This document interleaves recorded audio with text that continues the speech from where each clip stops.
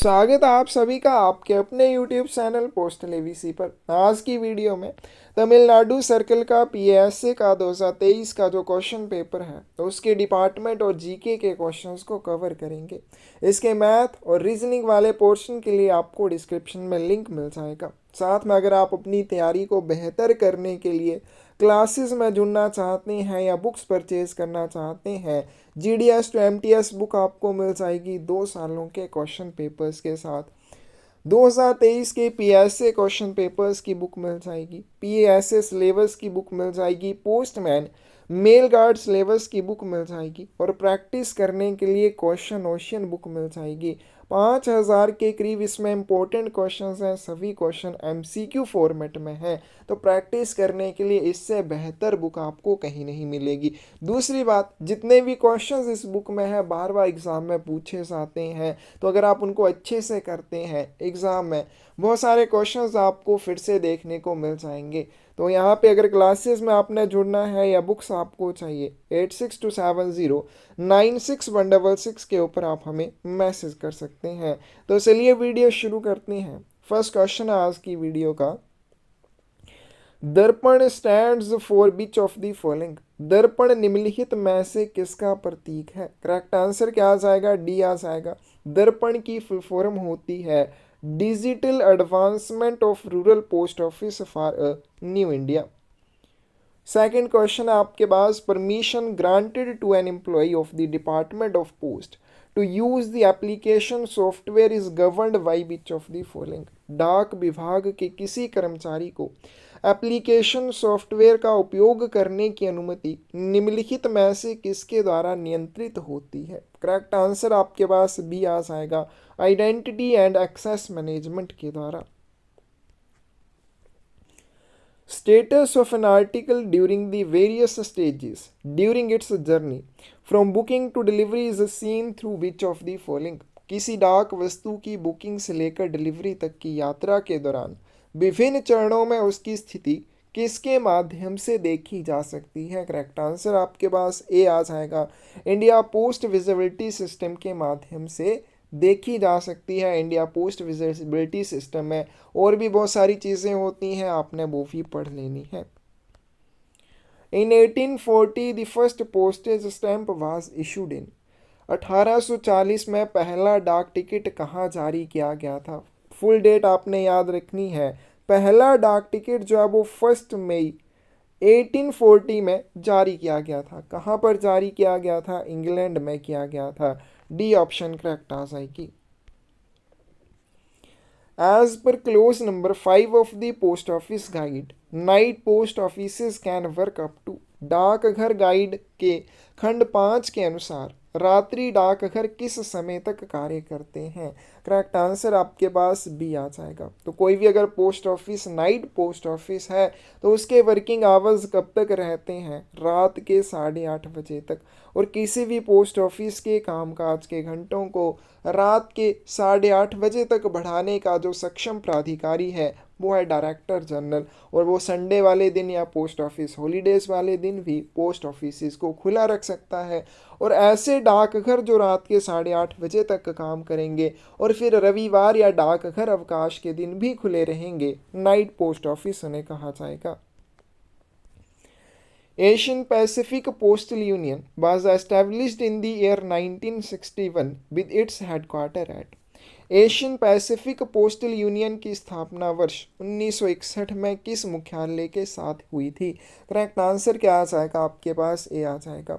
तो जब 1961 में एशियन पैसिफिक पोस्टल यूनियन की स्थापना हुई उस समय इसका हेडक्वार्टर मनीला फिलीपींस था।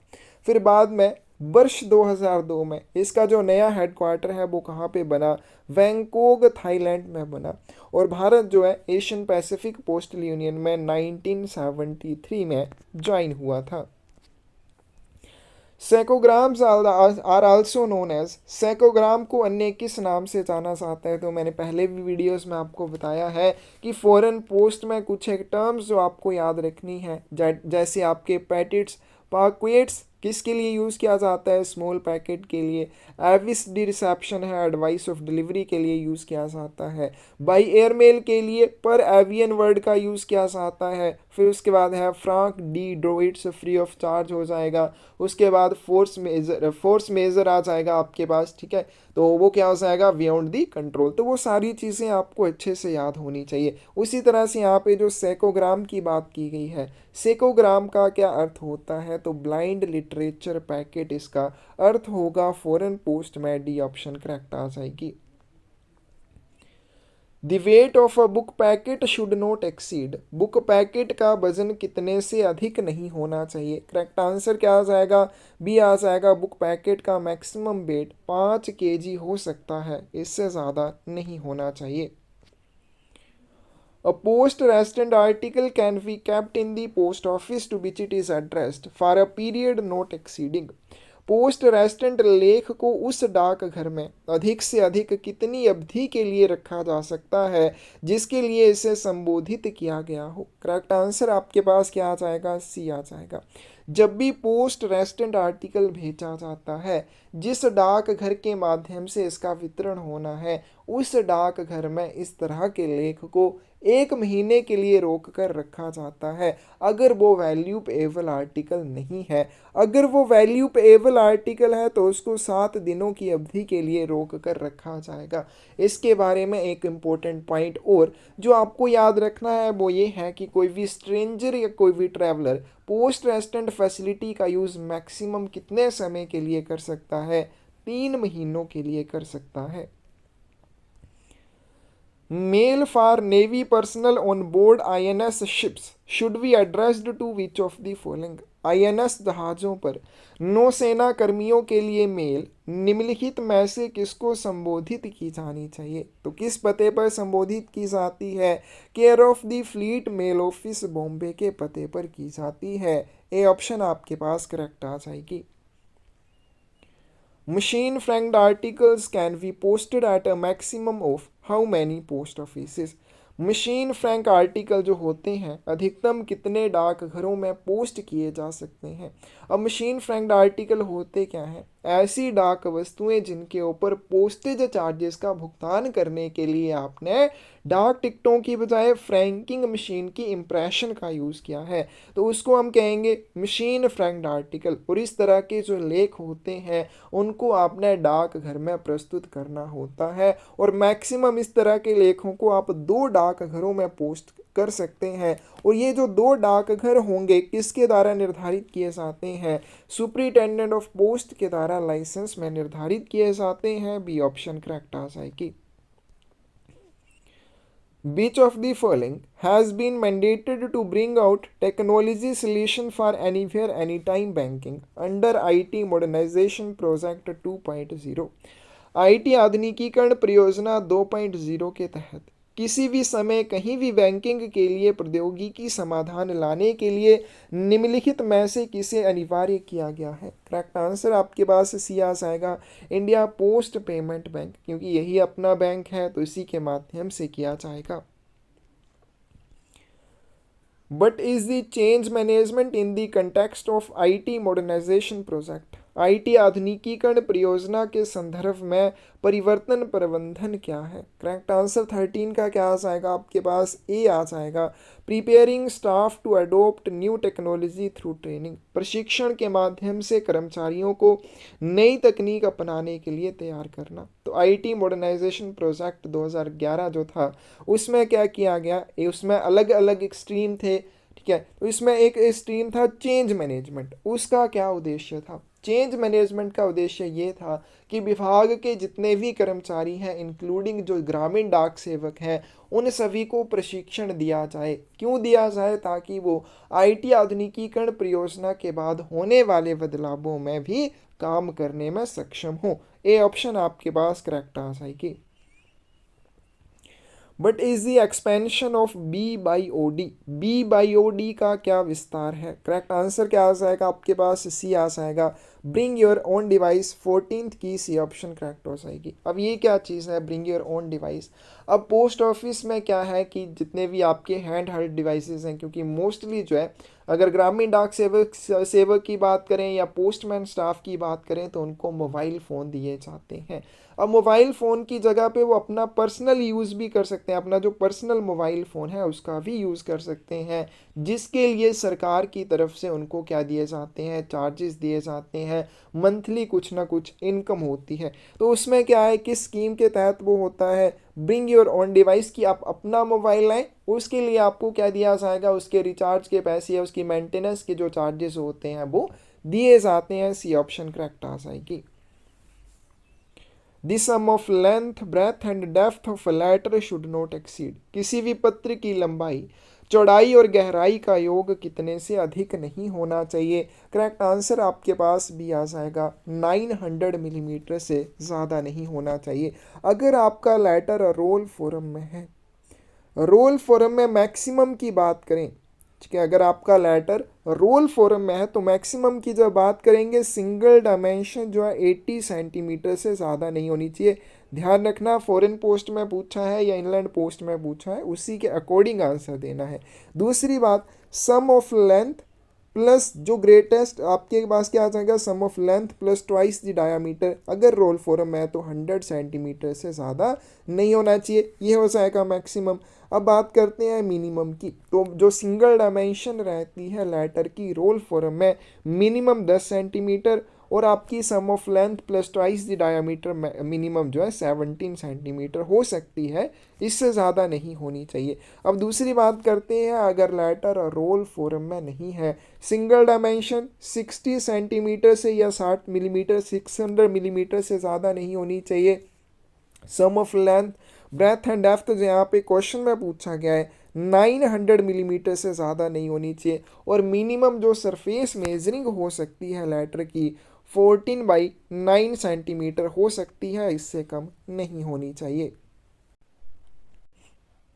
नेक्स्ट क्वेश्चन है आपके पास, what is the maximum weight of a blind literature packet, एक अंध साहित्य पैकेट का अधिकतम वजन कितना हो सकता है। करेक्ट आंसर क्या आ जाएगा, सी आ जाएगा। Blind literature packet maximum 7 kilogram तक भेजा जा सकता है। Articles bearing the words par avion indicate which of the following, par avion शब्दों वाले लेख निम्नलिखित में से क्या दर्शाते हैं। तो मैंने अभी आपको जैसे पहले बताया कि परावियन का क्या अर्थ होता है, बाई एयरमेल, हवाई डाक के माध्यम से, या फिर आर्टिकल फॉर एयर ट्रांसमिशन, ऐसी डाक वस्तु जिसे हवाई प्रसारण दिया जाना है। 17th की बी ऑप्शन करेक्ट आ जाएगी। What is the maximum weight of an aerogram, एक एरोग्राम का अधिकतम वजन कितना हो सकता है। करेक्ट आंसर आपके पास डी आ जाएगा। एरोग्राम का मैक्सिमम वेट 3 ग्राम हो सकता है। बट इज एपीआई, एपीआई की फुल फॉर्म क्या होती है। करेक्ट आंसर आपके पास 19th का बी आ जाएगा। एप्लीकेशन प्रोग्रामिंग इंटरफेस, अगर बिल्कुल करेक्ट की बात करें एप्लीकेशन प्रोग्राम इंटरफेस होता है, लेकिन यहाँ पे ये आपकी ऑप्शन ठीक है। As per the network integration under IT modernization project of India Post, measurement of the amount of data that can be transmitted over a network is called as, Bharat की IT आधुनिकीकरण परियोजना के तहत नेटवर्क एकीकरण के अनुसार किसी नेटवर्क पर प्रसारित किए जा सकने वाले डाटा की मात्रा के माप को क्या कहा जाता है। करेक्ट आंसर क्या आ जाएगा, सी आ जाएगा। बैंड विड्थ कहा जाता है, सी ऑप्शन करेक्ट होगी।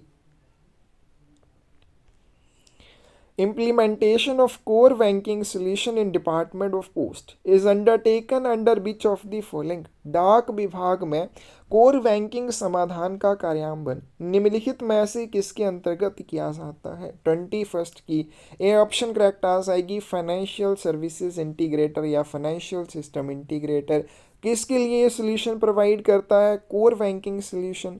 फिर उसके बाद कोर इंश्योरेंस, सभी डाक घरों में ये सोल्यूशन किसके द्वारा इम्प्लीमेंट किए जाते हैं, फाइनेंशियल सर्विसेज इंटीग्रेटर के द्वारा। Solution for male operation, retail, logistic, post, Flatley, finance and accounts, human resources extra under IT modernization project are provided under which of the following, IT आधुनिकीकरण के तहत डाक संचालन, रिटेल, लॉजिस्टिक, पोस्ट, फ्लैटली, वित्त और लेखा और मानव संसाधन आदि के लिए समाधान निम्नलिखित में से किसके तहत प्रदान किया जाता है? 22 की बी ऑप्शन आपके पास करेक्ट आ जाएगी। कोर सिस्टम इंटीग्रेटर के तहत प्रदान किया जाता है। आगे चलते हैं, नेक्स्ट क्वेश्चन आपके पास, who sanctions export of gold? सोने के निर्यात को मंजूरी कौन देता है?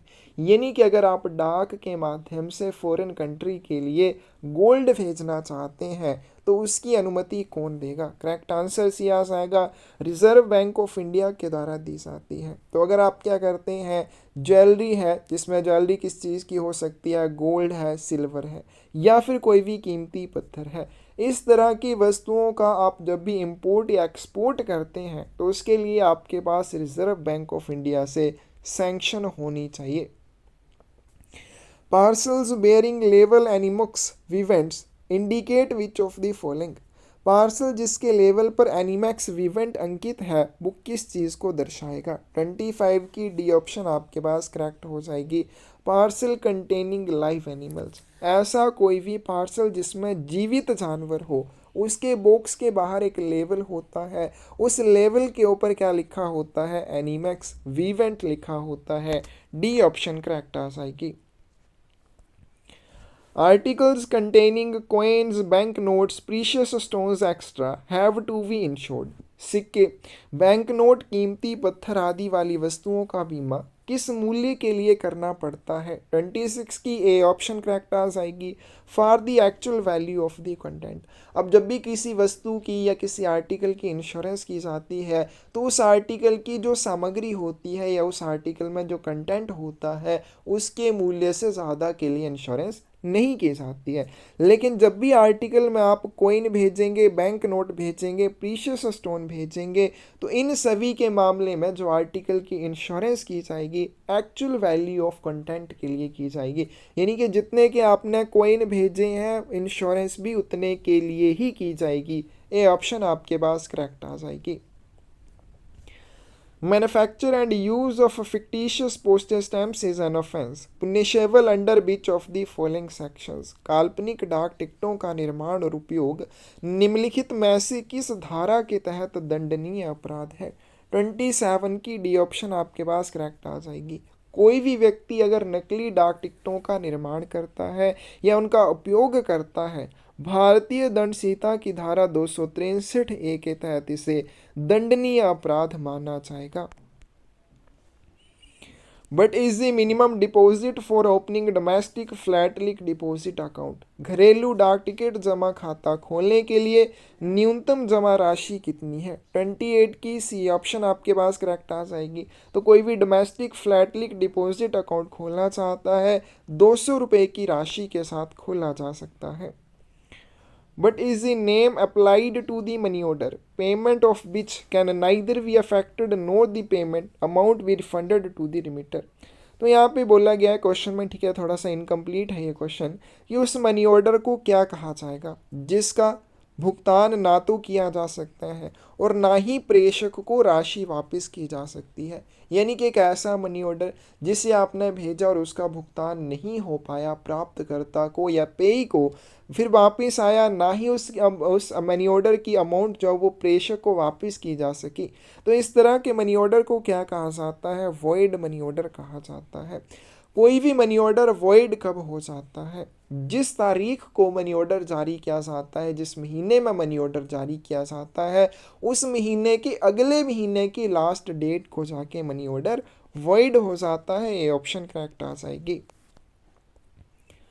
For posting of registered newspaper without pre payment, registered newspapers need to be published at intervals not exceeding. पूर्व भुगतान के बिना पंजीकृत समाचार पत्र की पोस्टिंग के लिए रजिस्टर्ड न्यूज़पेपर्स को अधिक से अधिक कितने अंतराल पर प्रकाशित करना होगा? करेक्ट आंसर क्या आ जाएगा आपके पास? सी आ जाएगा। 31 डेज के अंतराल पर इनको प्रकाशित किया जाता है और एक बार में पोस्ट की जाने वाली न्यूज़पेपर्स की संख्या 500 है। तो क्या हो जाएगा आपके पास, जब भी आप प्री पेमेंट ऑफ पोस्टेज या विदाउट प्री पेमेंट वाली स्कीम के तहत रजिस्टर्ड न्यूज़पेपर्स को पोस्ट करते हैं तो इस तरह की पोस्टिंग 31 दिनों के अंतराल पर की जाती है बड़ी संख्या में, और पोस्ट करने के लिए कम से कम 500 कॉपीज होनी चाहिए एक टाइम में। Mandatory biometric updation in Aadhaar is charge at, Aadhaar में अनिवार्य बायोमेट्रिक अपडेट का कितना शुल्क लिया जाता है? करेक्ट आंसर क्या आ जाएगा आपके पास? फ्री ऑफ कॉस्ट ये होती है।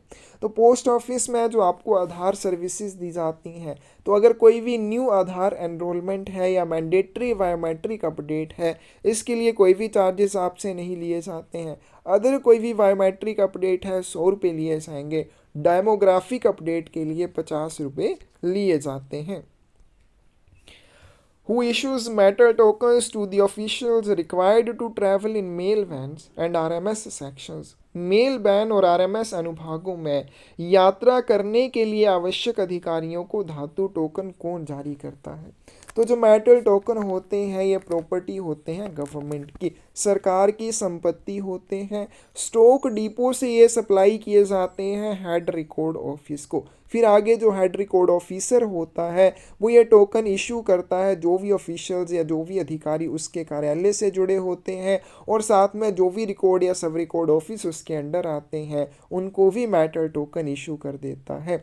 तो जितने भी आपके रिकॉर्ड ऑफिसर्स होते हैं, सॉर्टिंग असिस्टेंट्स होते हैं, मेल गार्ड्स या आरएमएस के ग्रुप डी ऑफिशियल्स होते हैं, उन सभी को मेटल टोकन्स दिए जाते हैं, जिन्हें अपनी ड्यूटी के दौरान विभाग के लिए आरक्षित डिब्बे में या व्हीकल में यात्रा करनी होती है। डिब्बा किसका आ जाएगा? ट्रेन का आ जाएगा। तो 32 की सी ऑप्शन आपके पास करेक्ट आ जाएगी, हेड रिकॉर्ड ऑफिसर। तो सबसे पहले आपने याद रखना है कि जो मेटल टोकन होते हैं गवर्नमेंट की प्रॉपर्टी होते हैं, तो इनको स्टॉक डिपो से हेड रिकॉर्ड ऑफिस के लिए सप्लाई किया जाता है। फिर हेड रिकॉर्ड ऑफिस में जो हेड रिकॉर्ड ऑफिसर होता है वो आगे इनकी सप्लाई करता है। इसी ऑप्शन करेक्ट आ जाएगी। Who is authorized custodian of the insurance seal of a sorting office? छंटाई कार्यालय की बीमा मुहर का अधिकृत संरक्षक कौन है? 33 की सी ऑप्शन आपके पास करेक्ट आ जाएगी, हेड सॉर्टिंग असिस्टेंट या प्रधान छंटाई सहायक होता है। नेक्स्ट चलते हैं, activity performed to separate machinable mail from non machinable mail is called as. मशीनी मेल को गैर मशीनी योग्य मेल से अलग करने के लिए की जाने वाली गतिविधि को क्या कहा जाता है? इस प्रोसेस को कहा जाता है कलिंग। ए ऑप्शन करेक्ट आ जाएगी।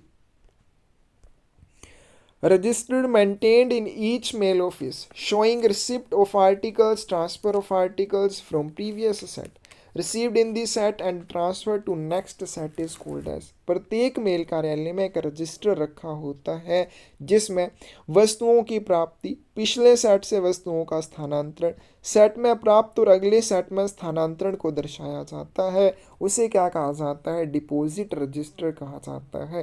डिपॉजिट रजिस्टर में कौन सी चीज़ों को दिखाया जाता है? रिसिप्ट ऑफ आर्टिकल्स, ठीक है, जो भी आर्टिकल प्राप्त होते हैं उनको दर्शाया जाएगा।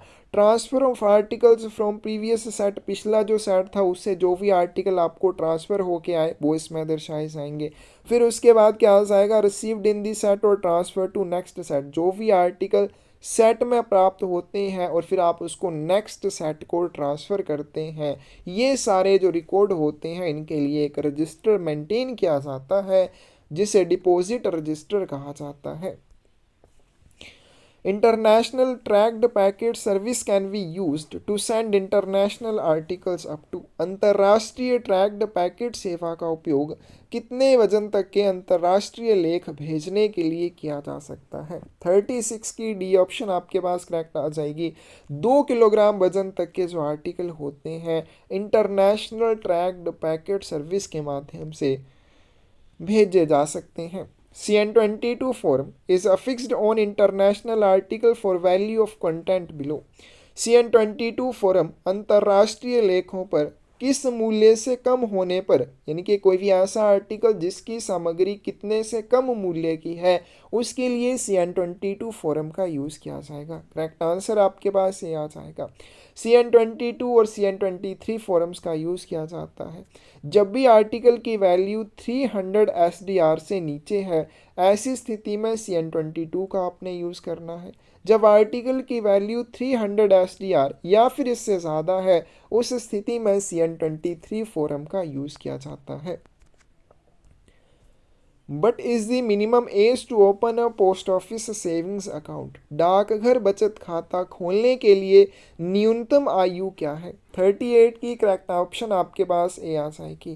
पोस्ट ऑफिस का अगर सेविंग अकाउंट आप खुलवाना चाहते हैं तो 10 वर्ष पूरे होने के बाद आप खुलवा सकते हैं, यानी कि 10 वर्ष की आयु अगर किसी की हो चुकी है तो वो अपना सेविंग अकाउंट पोस्ट ऑफिस का ओपन करवा सकता है।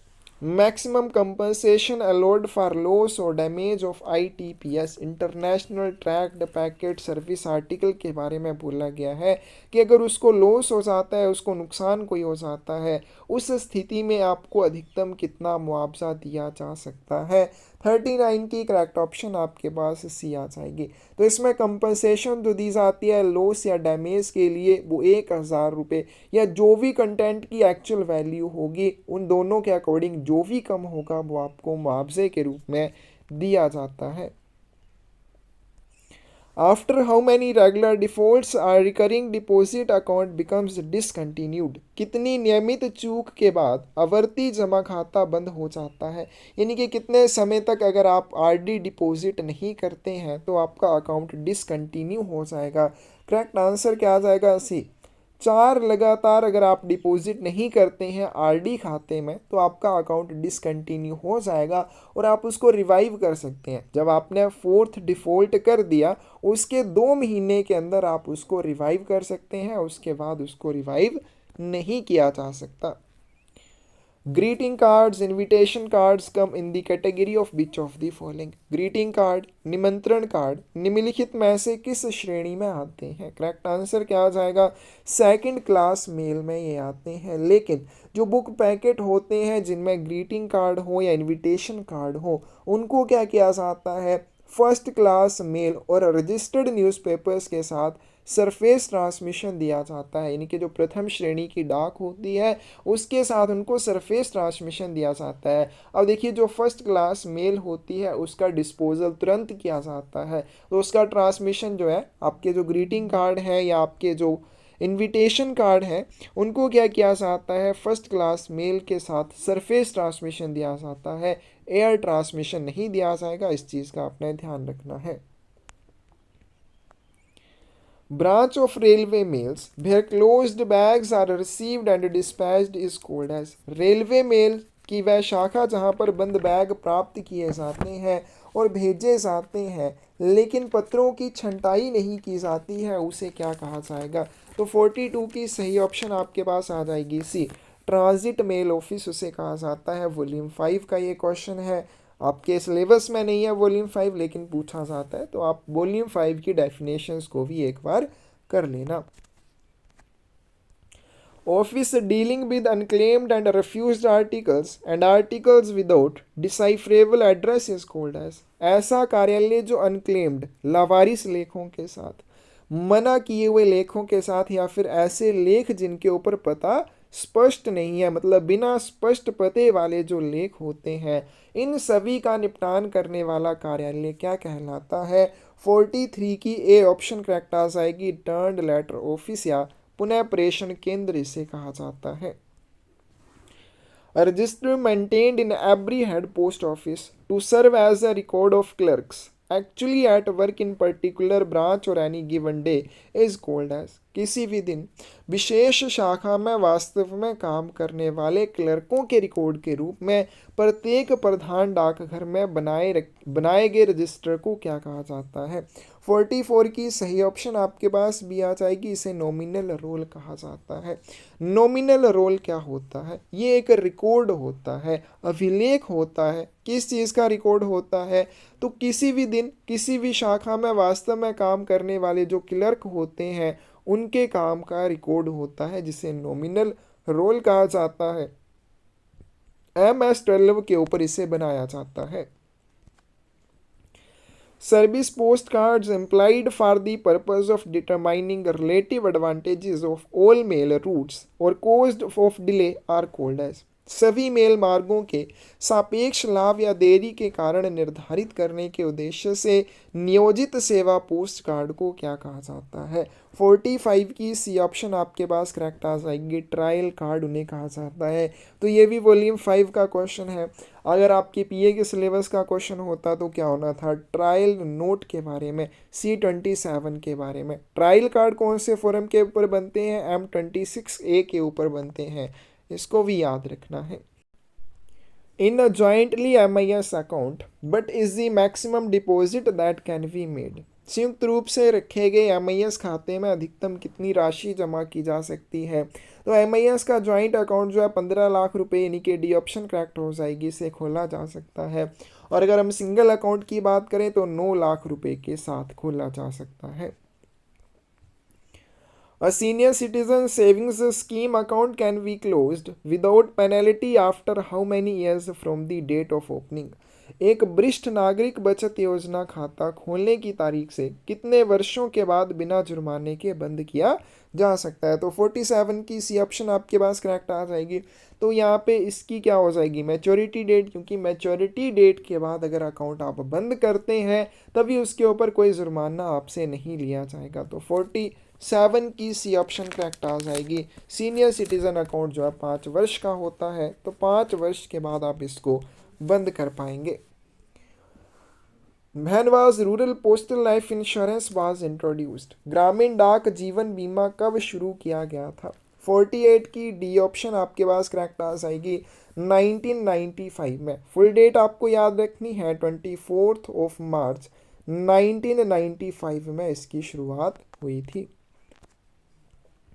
A bulk customer is anyone who provides in a calendar month speed post business berth। एक थोक ग्राहक वह होता है जो एक कैलेंडर माह में कितना स्पीड पोस्ट व्यवसाय प्रदान करता है। 49 की बी ऑप्शन आपके पास करेक्ट आ जाएगी। 10,000 रुपये का स्पीड पोस्ट व्यवसाय करने वाला ग्राहक बल्क कस्टमर कहलाता है। और आपके डिस्काउंट के लिए जब पूछा जाएगा तो वहाँ पे ध्यान रखना, 50,000 रुपये से ज़्यादा का जब व्यवसाय होगा एक मंथ में तब डिस्काउंट दिया जाता है। A orders are orders of superintendent RMS prescribe which of the following. A आदेश अधीक्षक RMS के आदेश होते हैं जो निम्नलिखित में से क्या निर्धारित करते हैं? तो ए ऑर्डर जो है सुप्रिटेंडेंट RMS के द्वारा जारी किए जाते हैं। क्यों जारी किए जाते हैं? For prescribing changes in sorting list, छंटाई सूचियों में परिवर्तन निर्धारित करने के उद्देश्य से इनको जारी किया जाता है। सी ऑप्शन करेक्ट आ जाएगी। आगे चलते हैं, सिनोवैक, कोवैक्सीन, कोविशील्ड, ये सब किसके नाम थे? कोविड वैक्सीन के नाम थे। ए ऑप्शन करेक्ट आ जाएगी। आगे चलते हैं, hornbill festival is celebrated in which of the following Indian states. Hornbill उत्सव निम्नलिखित में से किस भारतीय राज्य में मनाया जाता है? बी ऑप्शन करेक्ट आ जाएगी, नागालैंड में। Which of the following matches of mangrove forest of India and their places are correct? भारत में मैंग्रोव बनों और उनके स्थानों का निम्नलिखित में से कौन सा मिलान सही है? फर्स्ट है आपके पास भीतरकनिका, उड़ीसा में है, तो ये उड़ीसा के मैंग्रोव फॉरेस्ट है, यानी कि सदाबहार वन है। फिर उसके बाद है सुंदरवन, ये पश्चिम बंगाल में है। फिर उसके बाद बात करें पिचावरम, ये आपके कहाँ आ जाएंगे? तमिलनाडु में आ जाएंगे। फिर कोरिंगा, ये आंध्र प्रदेश में है। 53 की डी ऑप्शन करेक्ट आ जाएगी। ये सभी जो है सही हैं। Which of the following hill station is referred to as the queen of Satpura? Satpura की रानी किसे कहा जाता है? बी ऑप्शन करेक्ट आ जाएगी, पंचमढ़ी को। What is bicameral legislature, द्विसदनीय विधानमंडल जो है ये क्या होता है? करेक्ट आंसर सी आ जाएगा। Legislature consisting of a lower and upper house, एक विधानमंडल जिसमें एक निचला और एक ऊपरी सदन होता है। But is the minimum age required to become a member of Rajya Sabha, Rajya Sabha का सदस्य बनने के लिए आवश्यक न्यूनतम आयु क्या है?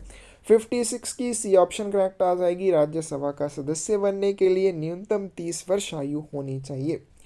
Oath of office to the president of India is administered by which of the following. भारत के राष्ट्रपति को पद की शपथ निम्नलिखित में से किसके द्वारा दिलाई जाती है? सी ऑप्शन करेक्ट आ जाएगी, चीफ जस्टिस ऑफ इंडिया के द्वारा। Which country will host the 15th BRICS summit in August 2023। अगस्त 2023 में 15वें ब्रिक्स शिखर सम्मेलन की मेजबानी कौन सा देश करेगा? डी ऑप्शन करेक्ट आ जाएगी, साउथ अफ्रीका ने की थी। World cancer day is celebrated on, विश्व कैंसर दिवस कब मनाया जाता है? करेक्ट आंसर आपके पास 59 का बी आ जाएगा, 4 फरवरी को मनाया जाता है।